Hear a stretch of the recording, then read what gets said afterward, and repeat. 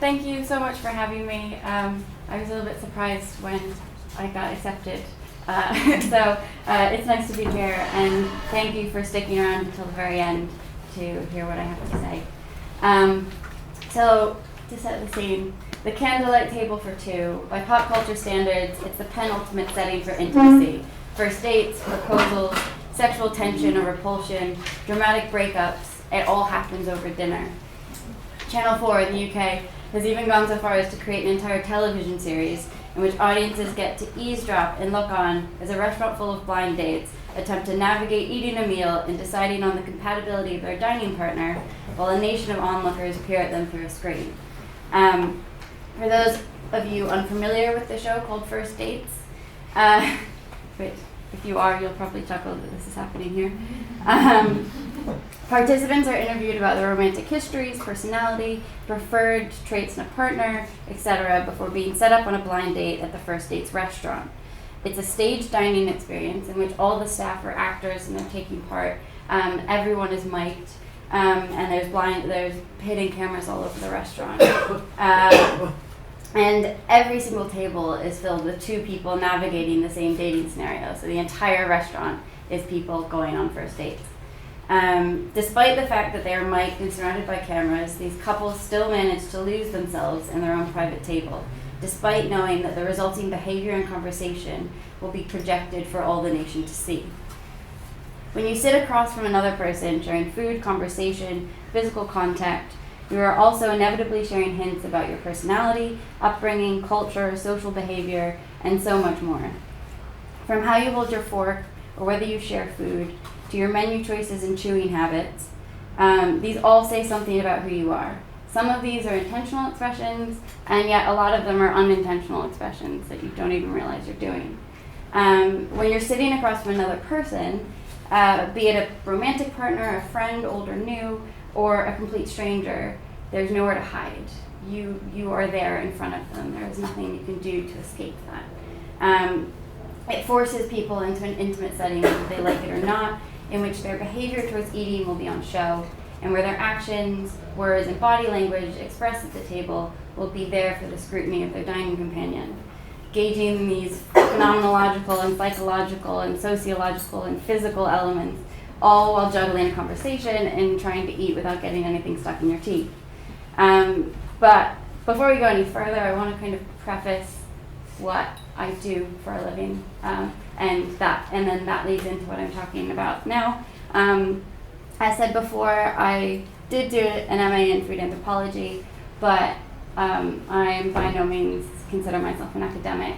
My day-to-day life is spent cooking and organizing multidisciplinary food events across various different entities, as well as doing private catering. I freelance in restaurants, street food, you name it, I have probably cooked in that vicinity.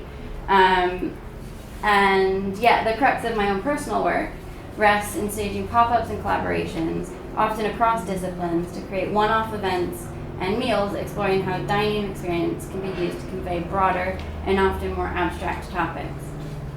I've done events inspired by sound, science fiction, Charles Dickens. I'm soon doing a whole series all about architecture and how food can tell the story of space. But the event I'm here to discuss today revolves around a topic I've explored on more than one occasion and in various different manifestations, and that's the idea of intimacy through the shared meal. I once ran a 10-course speed dining event for singles, where after every single course you change seats, which was chaotic but great. I've run a similar kind of event for professional networking with food entrepreneurs to try to get entrepreneurs to match up and start businesses together over a meal. And I've catered countless dinners in which the main brief of the evening was to bring a group of strangers together over food. But the project I'm talking about today was part of something called the Intimacy Lab, which was run as part of this whole bigger series called Hack the Barbican at the Barbican Centre in London in 2013. I should state this was not a research project or a controlled experiment. It was rather created as an interactive experience for attendees of the event. However, I think that there's themes that have come out of this that are potentially interesting things that could be turned into academic research. And I'm doing a lot of that now. Since finishing my degree, I'm now kind of looking back on a lot of events I've done over the last few years and looking at them through a different lens and seeing whether or not any of them have the potential to kind of be picked back up and looked at more in a more theoretical sense. So to give you some context as to what this event was, Hack the Barbican was an opportunity set out by the Multidisciplinary Arts Center. If you're not familiar with it, it's huge, and it has everything from theaters and dance spaces to galleries and art spaces, and they do pretty much anything you can think of that is arts related, they do it in that space. But in 2013, they opened up that space to anyone with a good idea who wanted to perform or present something to the public. So I was part of an application for something called the Intimacy Lab, which was set up by a woman named Cassie Robinson to take over one of these spaces. And the whole idea, it was a weekend-long event, was to explore the gray area between relationships and sex that is often left out of research and discussion and kind of the uncomfortable little in-between bits that are often difficult to pinpoint, and thus we kind of avoid talking about them. So things like the ambiguity of the term intimacy in the first place, the social nuance and taboos around sexuality, fantasies, sensory and pleasure, and everything in between. The event featured a range of interactive displays, from a whispering wall where you could listen and record your own intimate secrets. There were 2 professional writers who had typewriters, and you could go down and sit next to them, and they would type as you told an intimate story. You could tell whatever you wanted, and they typed it on this typewriter, and then would take the paper, fold it, and seal it with a wax seal and hand it over to you. And then you could take that story away and then read how this writer had interpreted your story into something that you could keep for yourself.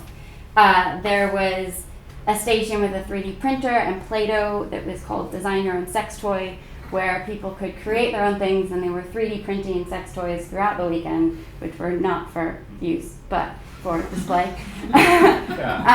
There was also a range of speakers, everything from a woman who's an expert in perfume and scent, all the way to someone who has a PhD in BDSM, who is talking about why people are interested in that fetish and various other fetishes. So by contrast, my project, which was called Table for Two, seemed quite tame. I was looking at how 2 people eat together. And yet I think there were things that came out of that project which say a lot about how we deal with intimacy, and particularly how we deal with intimacy in public, and that balance between public and private. So the project itself was pretty much exactly as it sounds. There were 2 tables set up in the gallery alongside all of the other displays. So you had the public walking around as these people were doing this. And each table had 2 place settings. There were sign-up sheets that allowed you to pick a 20-minute slot to eat, but it was for visitors to decide, did they want to eat with a stranger or did they want to eat with a friend. The menu was created within the parameters and limitations of the space and resources, i.e. there was no kitchen, I wasn't allowed any kind of heating or cooking equipment. There was no budget for the project, so I had to keep things very limited. And I also wanted to try to consolidate and intensify the experience of a meal. So all of the meals lasted 15 to 20 minutes, but I was trying to kind of intensify the experience of what you would have for an hour-long dining experience that you would have with someone you were eating with, and squeeze that into a 15 to 20 minute bite-sized event. And to kind of ask the question, what would this time limit enhance or speed up the rate of intimacy between these 2 people? The menu was inspired by aphrodisiacs and aimed to test the willingness of participants to lower their social barriers, or perhaps in the context of this conference, their civilized nature while they ate. So forcing them to make decisions about whether they eat with their hands or with a fork and knife, to dine from the same plate or to keep their own, and of course when it came to dessert, to share or not to share. The menu was comprised of 2 courses of small plates. The first course was a prosciutto, fig, avocado, and goat cheese bruschetta, which was served on a platter in the middle of the table. And the diners had to then either take the bruschetta to their own plate or eat straight off the platter. And it was piled high and it was purposefully messy, making them choose whether to embrace the mess or attempt any level of decorum by using their cutlery. For dessert, they had the choice of choosing one dessert that was larger to share for the table, or two smaller desserts that they could either keep to themselves or decide to share as they wish. And that was a chocolate strawberry and chili eaten mess, and a vanilla almond and peach tart. So for this event, there was about 24 pairs of diners that came through over the 2 days. And the two kind of main dichotomies that came out that I think are really interesting was first that of the stranger versus the friend, and that of the public and the private. So those two themes are kind of what I'm going to go into now. So with the stranger and the friend, there was a really stark difference in how these two pairs of people interacted with each other across the board. So those that were friends tended to be much quieter during their meal, eating their food, chatting about more mundane tasks, gossiping about friends, talking about how tired they were, what they were going to do later that evening. And their food habits seemed to have already been established as well. So the decisions around sharing or not sharing were already well defined. So some were very adamant that they did not share food together, and some, just as though not even a question, shared everything together, or some variation in between. But the most important thing was that there wasn't any kind of negotiation about what was going to happen. They already knew how those dining habits were established. And to speculate, perhaps this is because the intimacy that they have has already been established in a private setting. And so the need to project that level of intimacy in public, or the status of their relationship over a meal, seems unnecessary. The boundaries of behavior appear to have already been made, and the comfort of familiarity meant that the need to perform these private relationships in a public setting was no longer an urgent act. They felt comfortable in silence or in speaking, and they did not seem to feel the need to maintain any kind of assumed decorum between themselves as they dined. Although at the same time, they were also much less likely to kind of dig into the experience head first. They kind of treated it as though they were just taking a break for the day and had a chance to get some free food, and that was kind of it. Meanwhile, the strangers were by and far more talkative, and much more exciting to watch as I stood next to them with my table of food. They often used the theme of intimacy, not surprising given the surroundings of the gallery, as a jumping point for their conversation. They also expressed an enthusiastic desire to fully experience the meal. Almost across the board, they were willing to share and to dive in, and they were much more likely to forego cutlery or a plate of their own, and to kind of, get a bit messy with the whole thing. As far as their conversations went, they really were varied. I had the lucky chance of being able to eavesdrop on them while they were talking. One duo was giving the other dating advice. He was talking about how he'd just recently gone on a date and he couldn't navigate what this woman had done while they were there, so the other stranger was giving him dating advice. Another duo kind of had this very intellectual and deep conversation about the notion of intimacy and their own struggles with intimacy and why they came to the exhibition in the first place.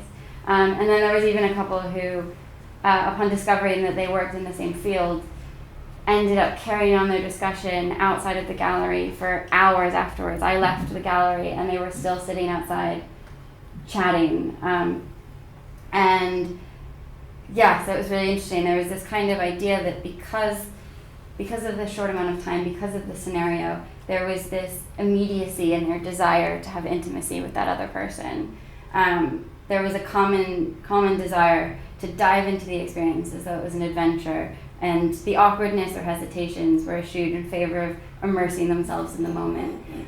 So I guess just like if you're meeting a stranger for the first time, whether it's at a conference or you're sitting down to a meal with people you don't know, you don't feel like you can be quiet. You don't feel like you can hesitate. You just have to keep talking. You have to keep interacting. You have to keep engaging, because that comfort of those pauses and of those quieter moments aren't there yet. You haven't established what those are.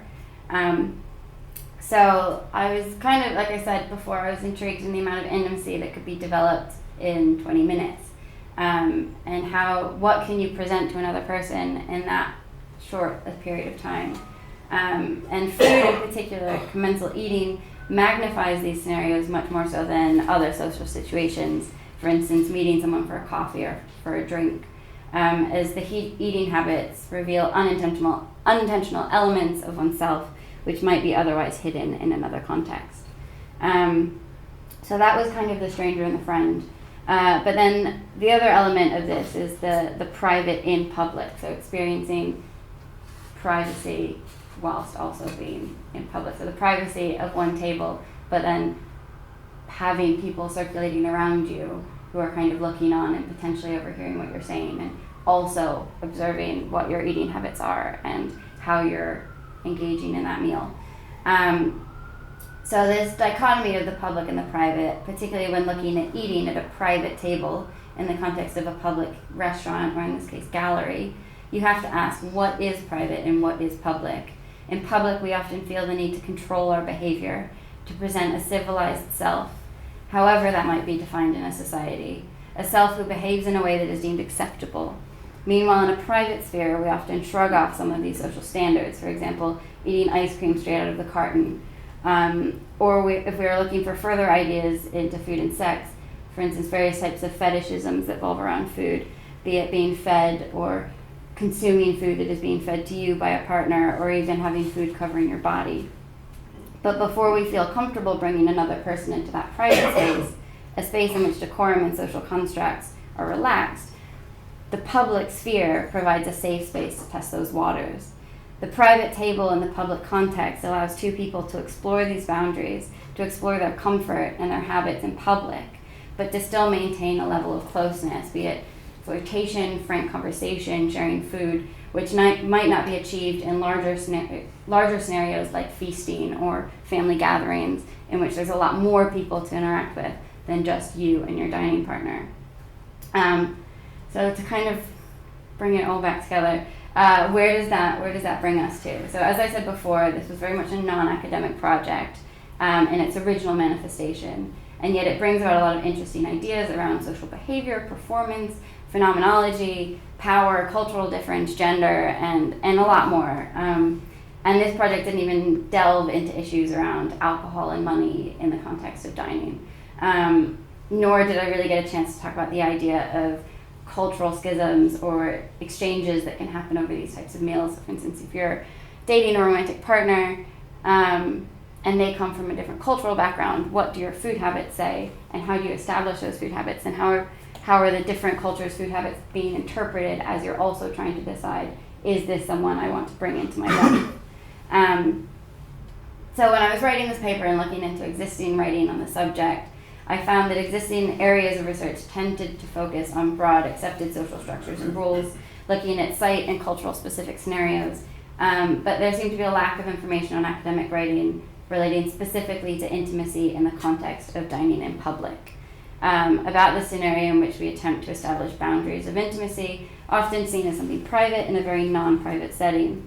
Perhaps part of this issue is one of good research practice. How do you research intimacy in a productive way without risking to break the boundaries in which these intimate relationships are being established in the first place? Thank you. That we can maybe have like more of a discussion rather than necessarily a classic Q&A, but yeah, feel free to ask away. Still just going to have another sandwich. Yeah, or get more food. Open up the questions. Yes, well, that last question you asked, clearly you found a way to do that to some extent, to put people in an environment that seemed private enough, and yet you were able to observe to some extent, to eavesdrop, as you said. Yes, and I think in the context of the TV show I mentioned at the beginning, where they have the cameras around, there is that, although I wonder whether there's ethical issues in terms of actually writing an academic published work. Excuse me. And people kind of knowing that that was the purpose of what you were doing versus kind of a more immersive event. So yeah, perhaps that is the way, although I wonder whether it would be ethical. Like the McKinsey report, True. you know, so if people know what they're going into, and it's outlined for them in the first place, I don't see that there's a problem with it. Yeah. Do it. Go for it. Yeah. Yeah, I'm listening to this. First of all, it was totally interesting to me. I didn't know about this, and the only criticism I could offer is, in much of the world, the one-on-one meal is just not something you do. Eating is always social. And in China, it's almost inconceivable that you would have a male and a female sitting there. It's going to be their whole families and everything like that. So one of the things you might want to do is expand your research to non-Western communities, which you have a good deal of in London, of all places like that. What happens when the Western ideal of the candle in the center and the man and the woman, and one's Ingrid Bergman and one's whoever, what happens when your bloody family is going to be everywhere and around you, and you can't escape from them and so forth? Well, yeah, well, that whole idea of two people sitting down to dinner is very much a Western trope. And I think that's where, like I touched on at the very end, looking at how people's cultural upbringing and the different ideas they have around food. For instance, that in certain cultures, you wouldn't have a one-on-one dining experience. But then if someone from those cultures moves to London and tries to enter the dating pool and has to do that, how do you reconcile those cultural differences in that space? As an outsider, one of the things I notice, I come to Britain every 10 years, and one of the things I notice is watching the BBC and stuff, is the extent to which they give you information, they put you into a square box, and it's worse in Germany, and things like that. Americans are distrustful. They feed us a line of bullcrap too, but we don't believe it. And so I would say that what you're describing, if you have like an Indian couple coming there, or it shows that the powers of assimilation of this culture, which are tremendous. People don't seem to be miserable. I mean, looking around, they just elected a Muslim mayor of London and things like that. There seems to be this meeting of cultures and everything. And in America, we're still working this out. We've been working it out since Britain's had about 1492. 2,000 years of that. That's what I mean. It's what they're 200 doing it years before. ago. Yeah. Yeah, I'm fascinated by what this project with the architects, space, and food would be. I mean, it's difficult for me to conceive. Can you say something about how these projects work out, or what you're doing? So this one is, we're trying to confirm the last space, and then once we have that, we'll put up tickets and more information. But it's a project I'm working on with a think tank called the Architecture Foundation, and their whole ethos is around trying to get people more interested in architecture, and particularly looking at how architecture can fuel conversations around social issues. So they just did an event in Highgate Cemetery where they built a tomb for 3 days, and they ran a whole series around about death in architecture, and they had a conversation about Zaha Hadid, who recently passed away, and what the fact that she's passed away, what will that do to British architecture? And they do lots of really interesting stuff. So we're doing a project called Archinom, which is all about using dining to enhance your experience of architecture.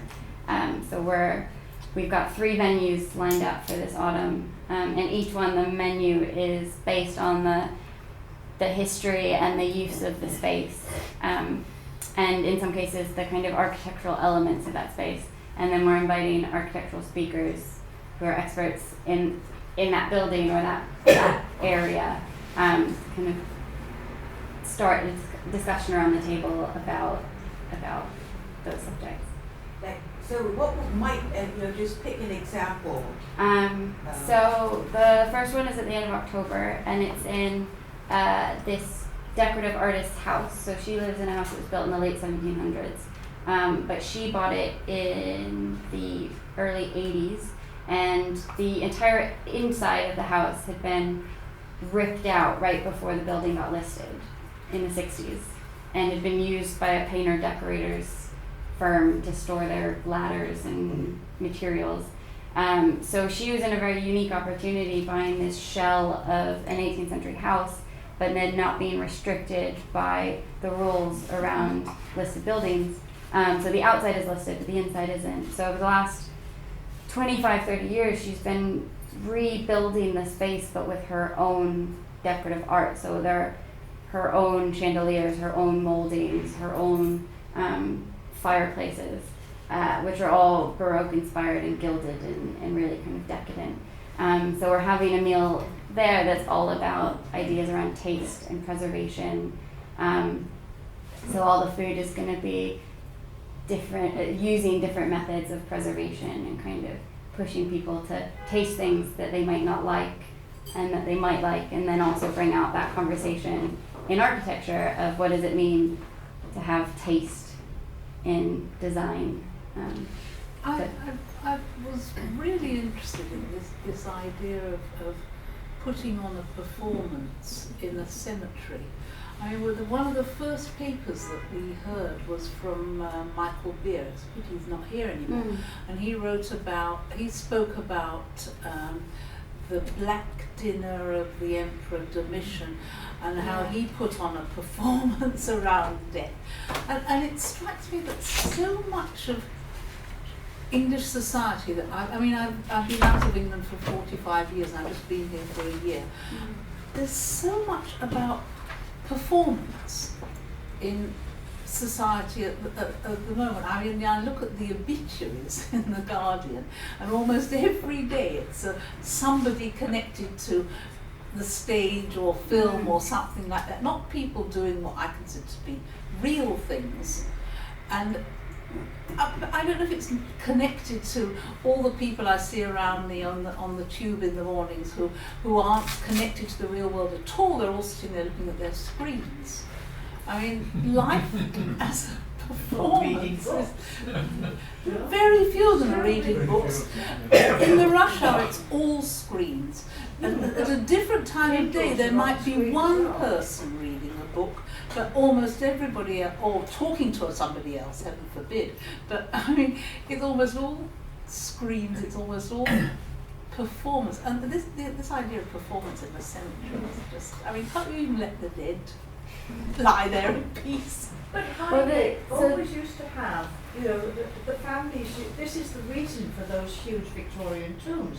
The tomb is inside, and it very much based on the Egyptian thing. The tomb is on the inside, and then the outside room is actually wallpapered, and the family used to go in on a Sunday, and they would have a meal in this dining room with the bed next door. And it was culturally acceptable. It was part of the whole Victorian ethos. And the tomb that they built was actually it was the designs of the tomb of an architect that never got the chance to be built. So they built a temporary structure, kind of giving an ode to this architect who had this unfinished piece, because I think it was his wife refused to pay the amount that it was going to cost to build this very grand tomb. So she put something much simpler. So they kind of erected this temporary wooden version of what he originally wanted. Rebuilt it, or building the Charles Rennie Mackintosh house in Scotland, in Glasgow, yeah. It would be more fun if they built her a baklava and then people ate it. Yeah, there was no food at this event. Yeah. It was much more of a conversation and performance. But I can totally see your point that it can be seen as being disrespectful for the dead that are already there. Susan pointed also about the failure of these constructed intimacies. It's a bit like the one in the Guardian Weekend magazine every week. Inevitably, they all turn out that they they don't like each other, you know. Yeah. Well, They that's- no desire to be, you know, Never see each other again. Never see each other But that's again. great. At least you've sorted that Yeah. out. 20 So years, they- he said 10 years and then huge diversity. Yeah. So I think that's my worry with researching something like this and having people be aware of what the project is for, because the natural intimacy that happens between two people when they are just on a normal date, if they knew that it was a project looking at intimacy, would that force them into kind of thinking about their behavior completely differently? Because with when you go on a blind date and you know that it's going to get published in a newspaper, I'm sure that even if you're not conscious of it, you're much more aware of how your behavior will be interpreted. Well, it depends on whether you're going to do it as a one-off, Yeah. or whether you have them coming back every 3 months and see what the progression is. And it's up to them whether they want to interact in that period of time or not. But if you construct the thesis so that it's definite that they have to turn up every 3 months, you know, so for say a year or whatever, unless they've got a really valid excuse like death, you know. If, you know, even if they're married or something to somebody else, that they still have to commit to that. So you can start that. That's So it could be, you know, sort of structured at the beginning that you're going to commit to this, so it's all right, it's only going to be 1 hour every 3 months or so, but you know, you must take it on. Because even if they turn around and didn't turn up afterwards, that in itself is going to give you a conclusion. It's true. Yeah, I'm sorry. I'm interested in You. this idea of you trying to use taste as a way to communicate a space, or an archetype. What's your thinking process? You know, you were talking about preservation. So you're talking about like you're going to do something really salty, really vinegary. Like, I mean, what's the thought process on this, and what are you trying to communicate when they ask you to create like food for a space? So with the one around preservation, I'm still developing the menu, but my thinking behind it was that because it's in a building that's listed, the whole idea of listing something is to preserve it, and to kind of keep it as close to how it was when it was in its glory days. So with that, I'm kind of, because that's kind of what preservation in food is about. If it's drying out something, if it's pickling it, if it's trying to keep it so that it's still edible for a longer period of time than when it's fresh. So that was kind of my jumping off point. But then because the conversation is going to be around taste, I do want to kind of create an experience where people aren't going to like everything that they taste. They aren't going to like everything on the table. But then to kind of, hopefully that draws into the conversation around people have different tastes and that's okay. It's okay that I like this dish and you like that dish and I can't stand this flavor. Like, so for instance, I'll probably do things with a lot of strong flavors, for instance, like anise, and something that's really spicy and something that has kind of a weird texture to it. So there's elements where it will have to be a little bit more extreme than what you would kind of get in a normal kind of dining experience where you just kind of get something that was relatively safe. So I want to kind of push people a little bit out of their boundaries and make them try to think about how does taste work across the board, and is it okay if I don't like the way something looks or I don't like the way something tastes, and that doesn't make it less valid or less good. That just means that it is different.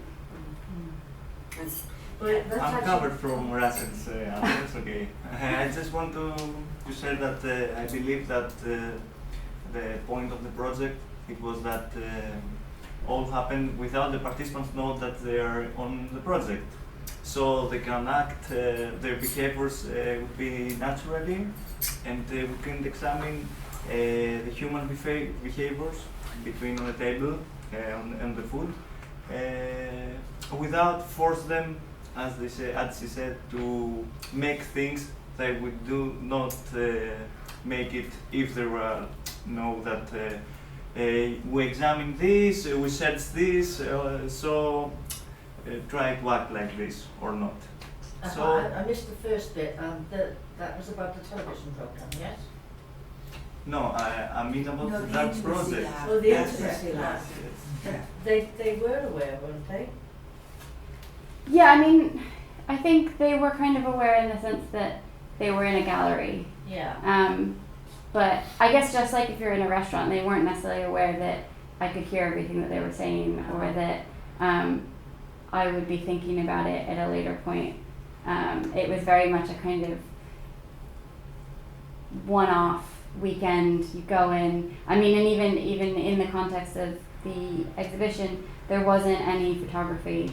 They photographed the exhibition before anyone entered, but part of the idea was that because of the nature of the subject, we wanted people to be able to kind of explore the space without worrying about whether their face was going to end up in a picture on Facebook or published in anything. Oh, so all mobile phones were banned. They weren't banned, but I think there in the kind of in the documentation that people got, there was kind of a note about like, this is a project about intimacy, so please kind of respect the people around you when going through the exhibition.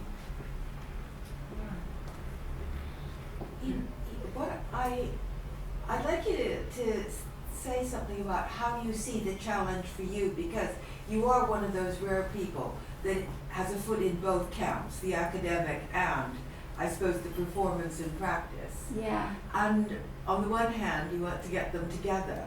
So how do you see the challenge of that?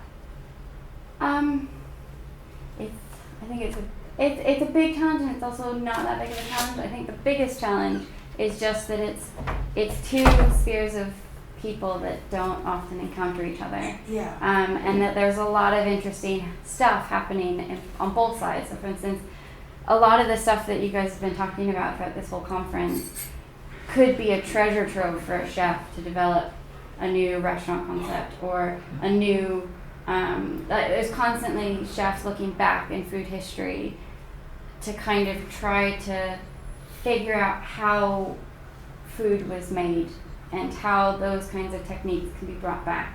For instance, the trend right now in sourdough and slow fermentation, a lot of that is chefs looking back at recipes that they've been able to find and trying to revive those.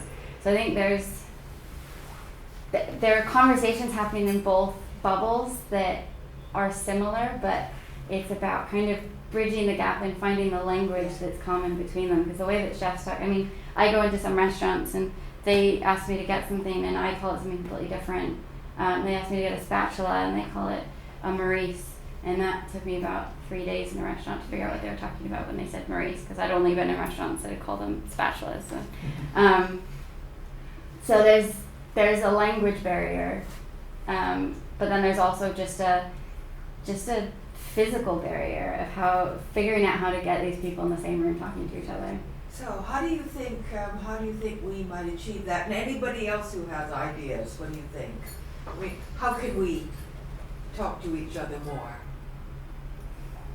Next time we have the conference, it should all be one big banquet, and we can just stand up and give our talks as if we're giving toasts. Oh, you mean, yes, right, I think Even fine. better, I think we should have Roman type lounges. Yes, We could yes, all very lie good. down Yes. and then just the speaker, and we can just sort of look at each other.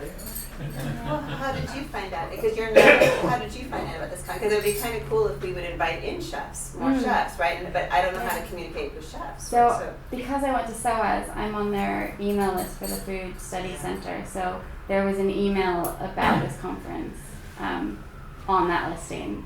But I was only on that listing because I did the degree there and knew about it. But yeah, I mean, I think doing things like inviting chefs to kind of do a themed meal based on I think there's lots of chefs that would be really excited about the idea of a brief that's not just based around the budget and what's available at the time.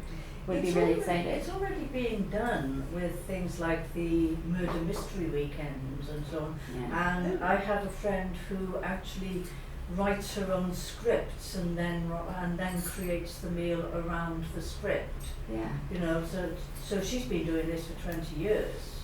So it's already out there. You know, Well, there's even it's- like, I mean, the way that they do the themed banquets at the Oxford Food Symposium, and then the MAD conference in Copenhagen has a very interdisciplinary speaker. So there's a lot of chefs that speak, but there's a lot of also people who are working in food, either as researchers or for NGOs, or as farmers or anything who are developing new techniques. So I think part of it is just, kind of figuring out how to kind of access those networks and tell people that these things are happening, because there's examples of it, of interdisciplinary conferences that are bringing out really interesting stuff.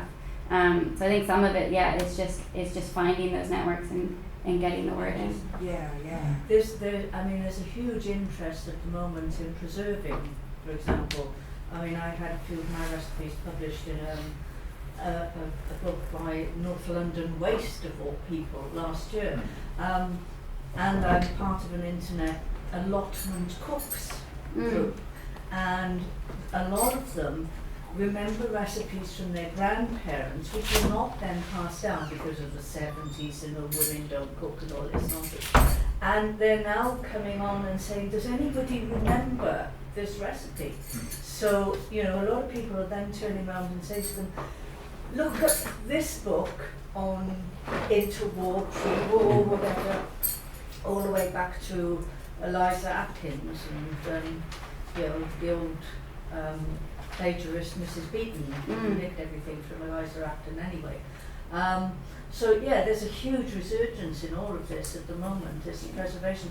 I'm actually quite interested, I haven't done anything about it because I'm lazy, but I'm quite interested to figure out why there's this huge resurgence of interest in preserving food now, when technically the world has more than enough. So there's something going on in the human psyche that sort of says we must preserve. I think with the whole kind of fears around climate change, like you were saying at the beginning, I think people are starting to look back on groups of people that had to struggle through something and how they dealt with food. So looking back on the interwar periods, looking back on rationing, looking back on times of war and famine, and how did people cope when they didn't have access to regular food, when they could maybe grow some stuff themselves, but imports and exports were cut off. So that's why a lot of researchers now are looking at Cuba and how they developed their whole organic agricultural system, because when in the early 90s, suddenly they just stopped getting their deliveries of fertilizer and seeds and were forced to create a food system on their island. And I mean, the fact that while a lot of people were hungry, the entire island managed not to starve through that period is pretty exceptional. So I think that's part of it. Is there is a fear that something bad's going to happen and you're going to have to feed yourself suddenly. That and matches. Yeah. The big problem with getting academics interested in anything is that the academic world is fundamentally different than the world that you live in and the world that I live in. I had one job, one year job in my entire academic career. The rest of the time I was CREDOC there. I could do what I damn well pleased.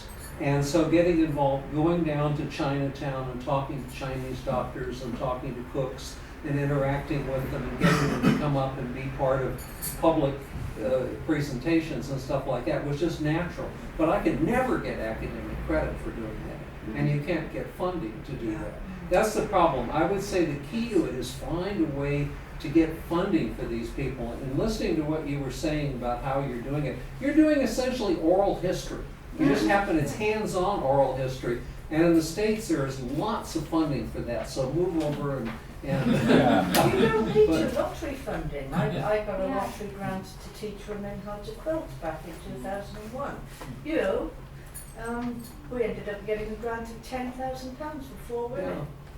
or find the right people to give you a grant. Yeah. What's the foundation, the Genius grants that even I have applied to them, I didn't get it. Well, the Welcome Institute has a lot of. Welcome is and, great in that respect, yeah. Yeah, and there's always other places that do it as well. Yeah. Well, I suppose my personal pitch for getting people to talk together is not to let the academic side become overly theoretical and overly jargonized only. I mean, that's all right when we're talking to each other, but we should also be able to make it clearer for people who aren't within the academy, and I think we often fall down on that. I think sometimes, because academics are really worried about being taken seriously for exactly that kind of reason. In another but related field, when I was a publisher, I had an author who was going to write a book on sex and society in Greco-Roman Egypt. And to talk to him, oh, it was wonderful. I mean, that was a hot place to be. This was a wonderful subject in which you could materialize all kinds of things, and we had wonderful conversations about it, and it lived and it breathed. But when the manuscript came in, it was so dull. Yeah. And I said, what have you done? Well, why have you done this? What happened? He said, I realized that if I published, I would never be taken seriously. I would never get tenure. I would never get That's another it, tenure, job. never get tenure. But I think that's such a shame. You see, that- but this is something that we all have to we worry about, because people don't take food seriously very often unless it's sustainability, food security, but not the rest of this, which I think is much more fundamental, or it's certainly absolutely central to human life and civilization, which is what it's all about. Yeah, no, I completely agree. I think that's where I will always struggle to be an academic, because Yeah. I Don't don't worry about it. It's better not to be. Yeah. I can't write in that way and with those terms. It feels wrong to me. Yeah. In a way that is only being done to be taken more seriously, as opposed to being necessary to discuss the subject. Yes, to share. Encourage you. I mean, the academic is the only place where you can be serious these days.